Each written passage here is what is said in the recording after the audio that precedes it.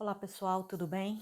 Hoje eu estou aqui para gravar para vocês o vídeo falando sobre mais uma ação anti-exasional, ou seja, uma ação de titularidade do contribuinte para discutir questões tributárias. Trata-se da ação declaratória. Essa ação é uma ação, como eu já disse, anti-exasional e é uma ação que está submetida ao rito ordinário, procedimento comum, né, de acordo com o novo CPC 2015. Essa ação também, ela é chamada de ação, ela é classificada como ação imprópria. Por que seria uma ação imprópria? Ela é uma ação imprópria porque ela está submetida ao regime jurídico geral do CPC 2015, né? Ela está submetida ao artigo 19 do CPC, que é o artigo que vai, inclusive, embasar do fundamento jurídico dessa, né, lá quando você coloca na qualificação da tua peça, vem apresentar a ação declaratória, propor ação declaratória com fruto no artigo 19 do CPC, tá certo? E ela carece de regulamentação, de disciplina pelo direito, uma disciplina própria do direito processual tributário. Então, ela é imprópria porque ela está submetida ao regime geral do processo tributário e ela carece de disciplina própria pelo direito processual tributário. Ela tem previsão, pessoal, no artigo 19 do Código de Processo Civil de 2015, tá? Qual é o objetivo? Para que se propõe uma ação declaratória? Você vai propor essa ação declaratória para 3 objetivos. Para ver reconhecida judicialmente a existência ou o modo de ser ou a inexistência de uma relação jurídica tributária. Então, quando você vai manejar uma ação declaratória, esses são os 3 objetivos possíveis de você buscar através da referida ação. A declaração judicial de existência de uma relação jurídico-tributária, o modo de ser dessa relação jurídica tributária, de uma relação jurídica tributária, ou, por fim, a inexistência de uma relação jurídica tributária. Isso para quê?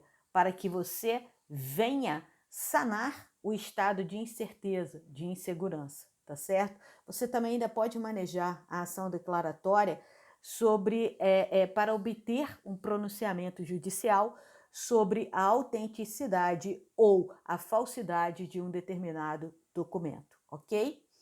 Bom, qual é a natureza da sentença? O próprio nome já sugere, né, pessoal? A ação declaratória, a sentença proferida em sede de ação declaratória, tem, né, meramente a natureza de declarar algo. Ela não cria, ela não extingue, ela não condena atos, tá certo? Ela não condena, ela não cria e ela não extingue atos. Por essa razão, ao momento da propositura da ação declaratória é antes da realização do lançamento tributário pelo fisco. Então, a ação declaratória ela só é cabível antes da execução do lançamento tributário pelo fisco. Lembra, na nossa linha do tempo, temos a hipótese de incidência, que é a hipótese em lei, a previsão em lei para cobrança de um tributo. Daí temos o fato, né, como descrito na lei, o fato gerador, aquele fato que, uma vez praticado no mundo, gerará a cobrança daquele tributo. A partir da prática do fato gerador, temos o surgimento da obrigação tributária, tá certo? Que é uma obrigação ilíquida. E aí, para liquidar essa obrigação tributária, para aperfeiçoar essa obrigação tributária, é necessário que o fisco proceda ao lançamento tributário. Então, a ação declaratória, o momento de propositura dela na linha do tempo é entre a obrigação tributária e o lançamento tributário, tá certo? Esse é o momento de propositura da ação declaratória, independente de qual seja o seu momento, o seu objetivo, para ver declarar a existência, a inexistência, o modo de ser de uma relação jurídica tributária ou para obter sobre a autenticidade ou falsidade de um determinado documento, ok? Esse é o momento, então, sempre antes da ocorrência do lançamento tributário. como eu disse, temos esses três objetivos possíveis aí de serem alcançados por meio de uma ação declaratória. E por essa razão, temos três tipos de ação declaratória: ação declaratória de inexistência da relação jurídico-tributária, ação declaratória do modo de ser de uma relação jurídico-tributária e a ação declaratória de inexistência da relação jurídico-tributária. Todas estão previstas no artigo 19 do CPC. A ação declaratória de inexistência da relação jurídica tributária, com previsão no inciso 1º do artigo 19 do CPC, o que ela visa? O próprio nome já diz, né, pessoal? É bastante didático.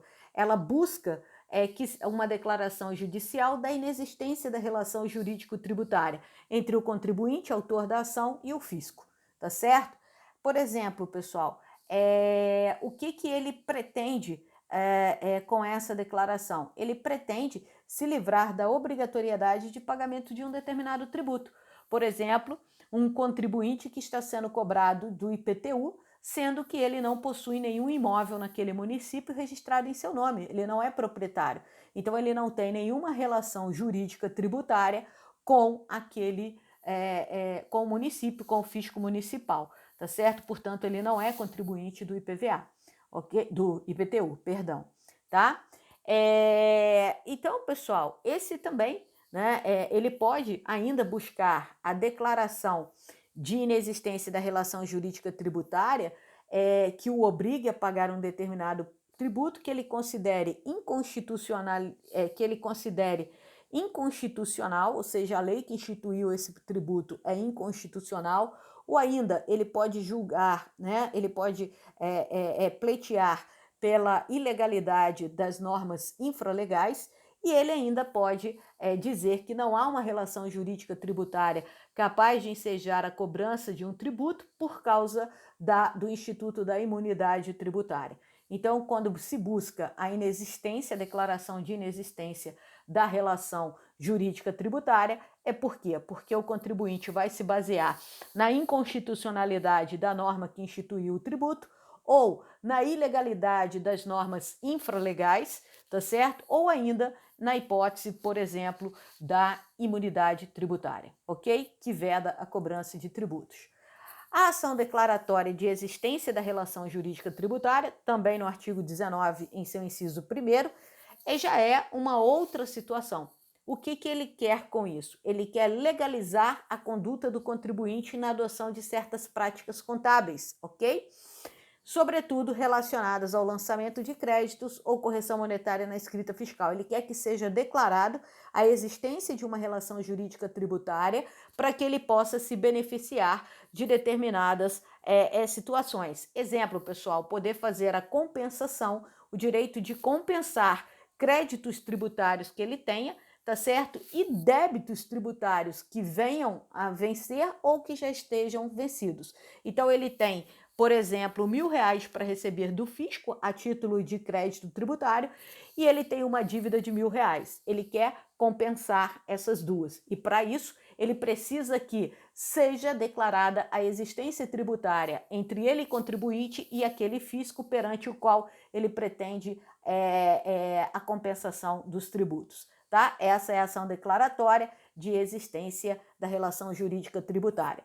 A ação declaratória do modo de ser da relação jurídica tributária, essa conhecida como simplesmente, né, ação declaratória, busca da forma que deve ser uma relação jurídica tributária, pessoal. Então, nessa questão aqui, ele não quer só que seja declarada a existência da relação jurídica tributária, ele quer um pouco mais.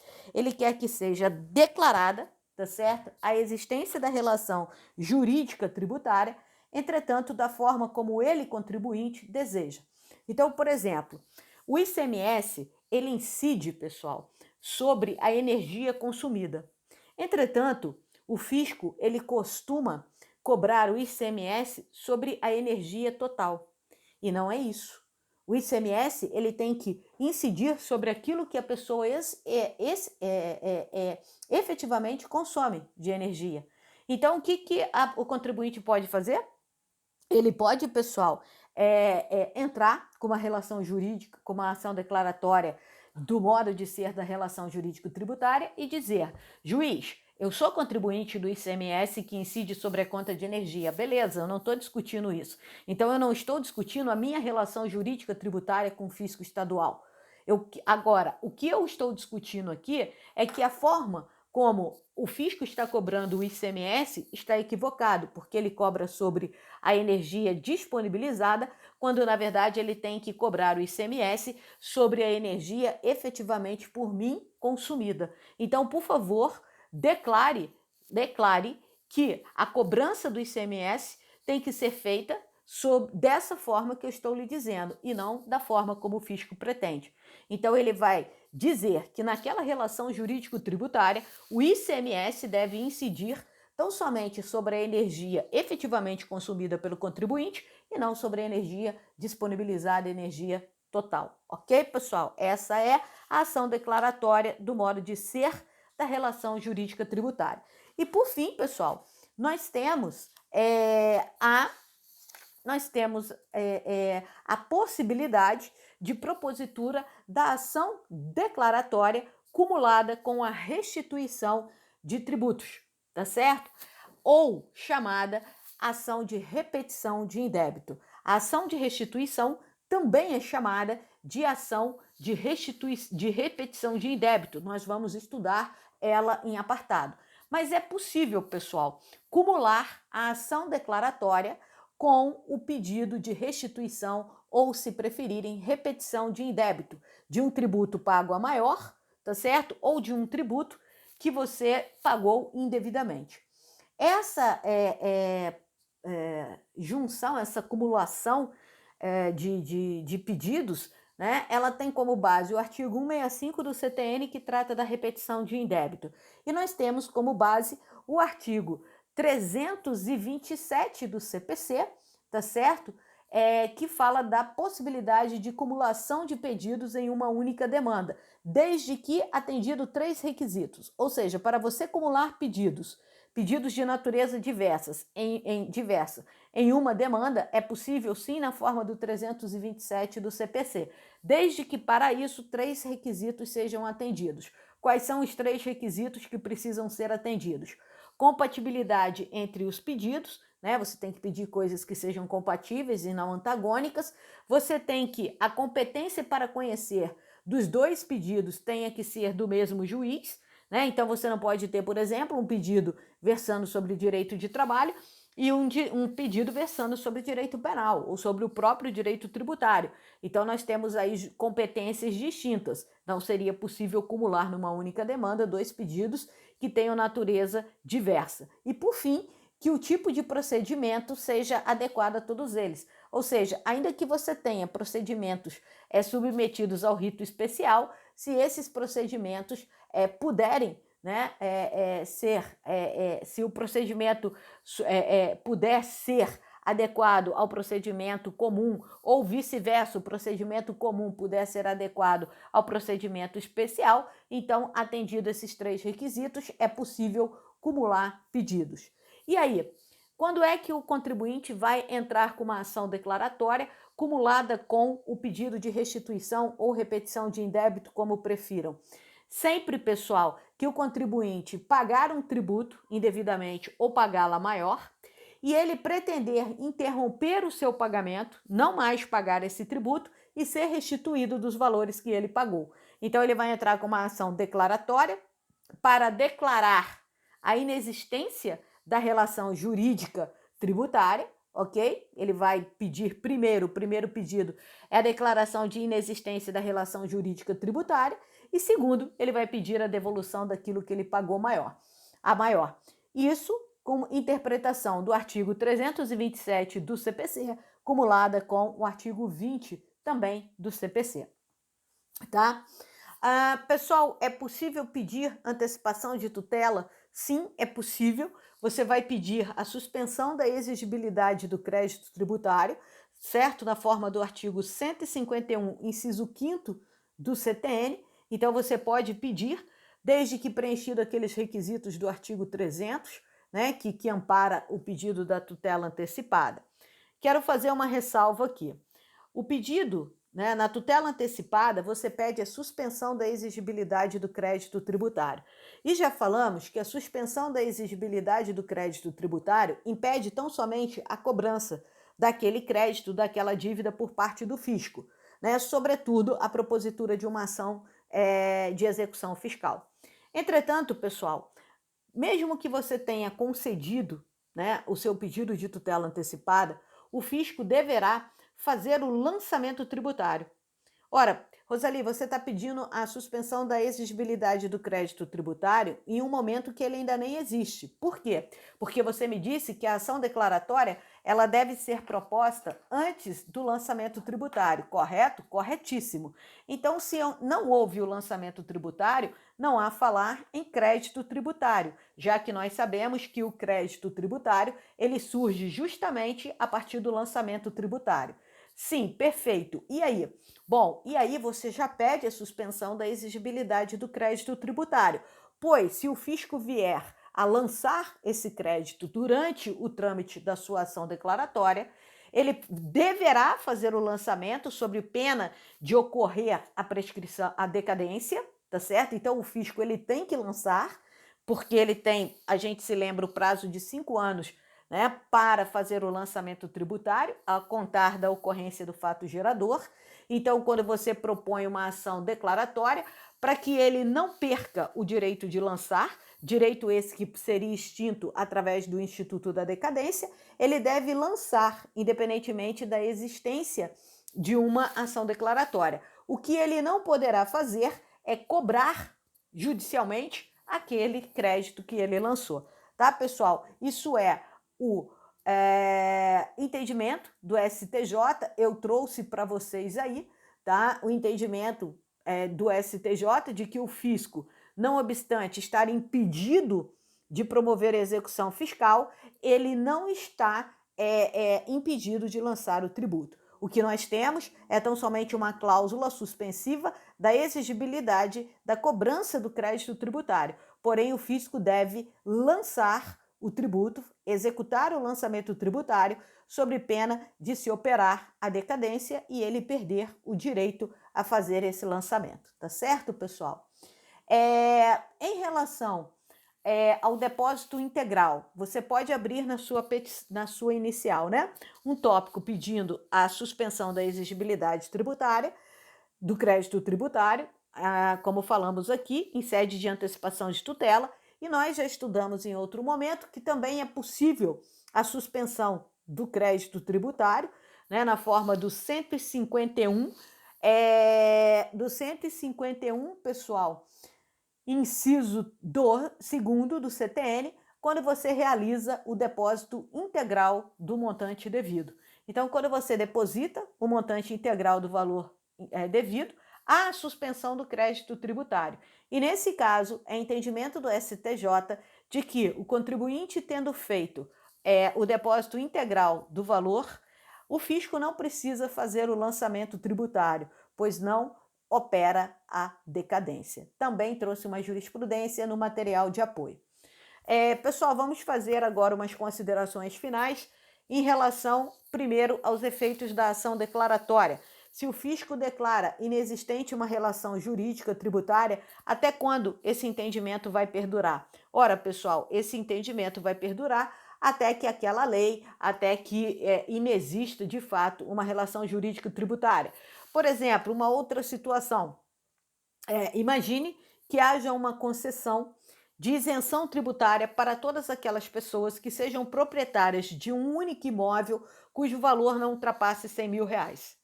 E aí a pessoa entrou com uma ação declaratória para que fosse declarada a existência da relação jurídico-tributária dela com o fisco municipal e também que ela tenha direito, né, àquela isenção. Beleza, ela logrou êxito nessa ação.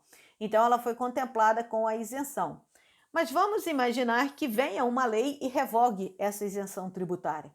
E aí, como é que fica? Ora, pessoal, se houve a isenção tributária, a isenção, né, aquela que isentava todos os contribuintes proprietários de um único imóvel cujo valor não ultrapassasse 100 mil reais, se o município revogou essa isenção, então automaticamente o nosso contribuinte terá que pagar o IPTU dali para frente, porque foi revogada a lei, né, em cima da qual, baseada na qual foi proferida a sentença na ação declaratória.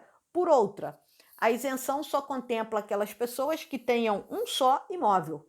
E aí o nosso contribuinte adquire mais um imóvel. Ora, ele deixou de se enquadrar na condição de isenção, ele incentivo, né? Ele acabou ao comprar um outro imóvel, ele perde a condição, ele não mais preenche o requisito legal para ser beneficiário da isenção. E aí, pessoal, que a decisão proferida em sede de declaratória não poderá persistir, porque o contribuinte não atende mais aos requisitos legais, tá? Nós temos sobre esse tema a súmula, 239 do STF, que nos diz que decisão que declara indevida a cobrança do imposto em determinado exercício, não faz coisa julgada em relação aos exercícios posteriores, tá? Então é o que eu estou dizendo aqui, não é porque de repentemente naquele exercício financeiro, naquele exercício fiscal, o contribuinte teve para si uma decisão favorável, que essa decisão perdurará ad eterno, tá? Havendo uma mudança na relação jurídica tributária, na lei, comparada com o momento em que foi proferida a sentença em sede de anulatória, o contribuinte ele pode perder o direito que lhe foi assegurado na ação anulatória. A mudança do entendimento judicial sobre o tema, pessoal. Imagina que o judiciário entendia, tá certo? Entendia indevido um determinado tributo, e isso foi declarado, né? Isso foi sentenciado lá numa ação declaratória, e aí no momento posterior ele entende ser devido aquele tributo que lá atrás ele entendia ser indevido. E aí, com base no artigo 146 do CTN, o contribuinte ele terá que voltar a pagar aquele tributo, porém, do momento da decisão para frente. O período em que ele não pagou, porque o entendimento judicial era pelo não pagamento, pela cobrança indevida, né? O que ficou para trás ficou, mas dali para frente ele poderá ser cobrado sim, tá? Também, pessoal, uma outra consideração é que a gente não pode fazer consulta por meio de ação declaratória. Aí eu vou propor uma ação declaratória para entender, para consultar, para experimentar o entendimento do judiciário. Esse não é o caminho, a vedação expressa em relação a isso, tá? E também não é possível usar a ação declaratória para declarar a existência ou inexistência de um fato jurídico, mas tão somente de uma relação jurídica tributária que tem como base um fato tributariamente tipificado. Então, eu não posso usar a declaratória para questionar, por exemplo, a existência ou não de um fato gerador, tá certo? Eu não posso usar, esse não é o caminho. Eu vou discutir a relação jurídica tributária. E para que essa relação jurídica tributária exista, eu parto do princípio de que o fato gerador, né, que é um fato jurídico ali, ele é válido. Ele pode ter acontecido ou não ter acontecido, né? Mas ele é um fato jurídico válido. Na verdade, ele vai ter acontecido para que você, então, possa discutir aquela relação jurídica tributária. Ele aconteceu, porém, você não concorda com ele. No caso do IPTU, houve um fato gerador? Não, não houve o fato gerador porque eu não sou dona daquele imóvel. Então, eu vou entrar com uma declaratória de inexistência. Entretanto, existe um fato gerador previsto na legislação que gera cobrança de IPTU? Sim, só que você não praticou esse fato gerador, tá? Então, pessoal, em breve síntese, né? Essa é a ação declaratória, os seus tipos, as suas finalidades e algumas particularidades que serão melhor estudadas na nosso encontro online. Espero vocês, um beijo, fiquem com Deus e até lá.